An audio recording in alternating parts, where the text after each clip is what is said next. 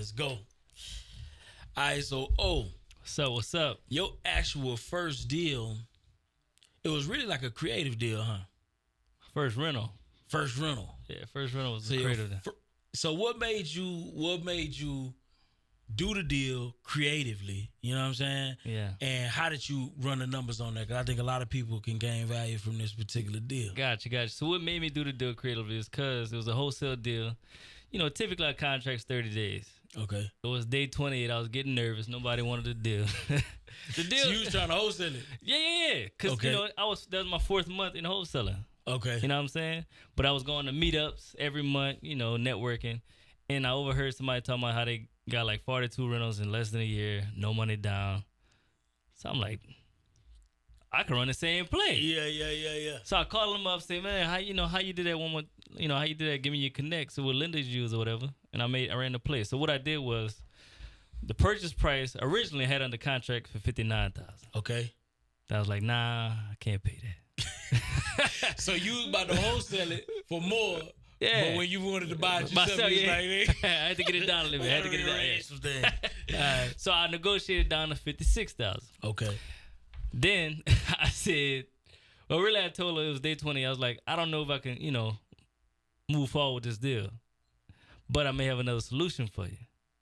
You know what I'm saying? What I could do is give you 80% of the cash at closing. Okay. If you're willing to help me out and own a finance $11,000. Because it's a win-win situation. Yeah. She wanted to move to Austin or Dallas, Texas. So she needed $30,000. Okay. And her mortgage was low. Mm. So I was solving the problem that she had. She had this asset. Well, it wasn't even an asset. It was a liability at this point because it wasn't making no money. It was vacant. So I said, look, let's work together and we could get this to the closing table. So on first, she was like, give me about 2 hours. I need to go pray about it. I was like, oh, shit. You know what I'm saying? Like, what God gonna say? Is God on my side or not? Yeah. And then she called me back, bro. She called me back in about an hour and said, let's do it. So I wrote it up. I got $45,000 from the bank. Okay. Which is 80% of the 56. And then I own a finance 11. Wait. So you went to the bank Yes, sir. and got a full loan. Yeah, I got a loan on. Okay. Did you tell the bank that you was on a finance and that difference? I did. They still did it. They still did it. Because you got to think about it. Banks care about being the first position lien holder. They don't care about, the second, the third, the fourth because it don't matter. It don't Foreclosure matter. come, they get their bread. They get their bread no matter what. And I asked at the networking event, what banks do you use to make this happen? So I got a referral. So this was a local bank. It's a local bank. And so you got a traditional mortgage on it or? Nah, commercial loan, like what investors get. Okay. Banks lend off of two different things. Purchase price or appraisal price. Appraisal price. So that's two different types of way to lend money. So they lend on the purchase price, which is $56,000. What's 80% of $56,000? $45,000. Gotcha. And then they was like, well, you need to bring the other 20% to closing. No problem. I could bring it. Well, the seller gonna bring it. Because you got to think about it. So you basically got the seller to give you your down payment. Well, you got to think about it. When they say you need to bring money to closing, you don't give money to the bank. You give it to the title company. The title company give it to the seller. Gotcha. So the bank says, I'm going to give you a certain percentage of what you're trying to get. So I got 80% from the bank, 20% from her. So now I got two loans. The loan from the bank was like $350 a month, and the loan from her was $200 a month. So I'm all in $550. The rent was $850. So I'm still making $300 profit. The crazy thing is, when I purchased it, the same day I purchased it or whatever, the appraisal was $73,000. I put $2,500 into it, painted out the whole house, put floors in 2 rooms. Appraised at $100,000.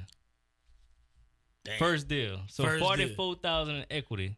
First deal. And it was cash flow. No money down, and I got a check at closing, $22. All right, so for the people, what's the numbers specifically? So you got how much from the bank? $45,000. And how much did she give you? $11,000. $11,000. But she let you pay that over time. Over time, 3 years. 3 years. And how much was the payments on that? $200. With a balloon payment on the back end. Like $5,000. $5,000 on the back. And you already paid that off long time ago. Yeah, that's been gone. That's 2017, man. That's gone. And so how did you come up with the money for the $5,000? Refinance. The goal is to get your name on the paper. Yeah. The deal has to make sense. Once your name on the paper, just refinance. So, was you cash flowing Heavy from day one? Yes, sir. What was the cash flow? $300 of cash flow $300. from day one that's with her payment and the bank payment. Yes, sir. So you got 2 mortgages. Yep. You refinanced in how many years? When I did the refinance, I really just got a lot of credit.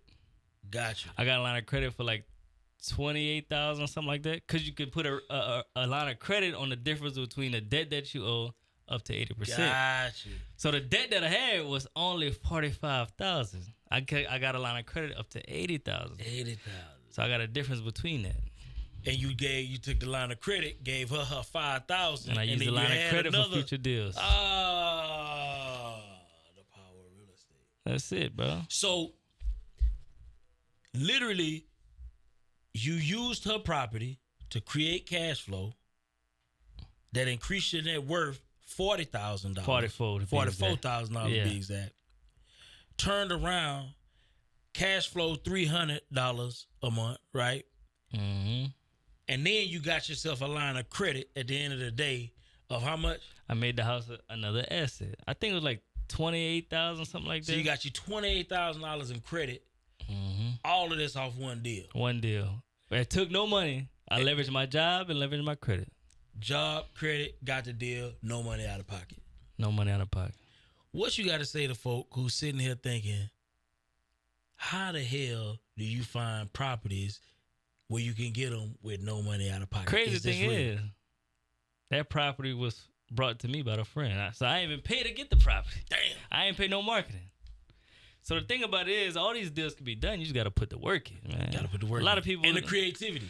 You gotta stay creative. You got to know how to structure these deals. Where is this deal at now? That's in Lafayette, Louisiana. You still got it. Still got it. Still cash flowing, same tenant. Is it close to paid off or not yet? I think I owe. I'm trying to do a refinance right now. Actually, I think I owe like 40 something. 40 something on this. Because I did the refinance back. What's the ARV on it now? 100 something, like 120. It ain't go up in value because it's not in the best area. Yeah. But I knew the numbers made sense. The cash flow there, and at the end of the day, come with an extra lot. I'm putting 2 houses on that lot, so now I'm gonna have 3 properties on one lot. Because the property came with 2 different lots. It's sitting on a half acre. Damn. Yeah. But the acre is facing the street. It's on the corner. I got 2 streets. Wow. Crazy thing is, another thing, people in my family used to own that same property. Like 40 years ago. And y'all got it back. I got it back. Now I got it, yeah. You got it back in the family. Wow. That's amazing. Man. So it's a beautiful thing. And that was the first rental. And my dad went to the preschool right behind it. And he was raised on the street directly behind that house. Wow. Yeah, man. First rental. So anybody who's saying you can't get your first deal creatively or get a deal no money down, you may be full of it. Yeah, for sure. It's a high likelihood. High possibility you full of shit.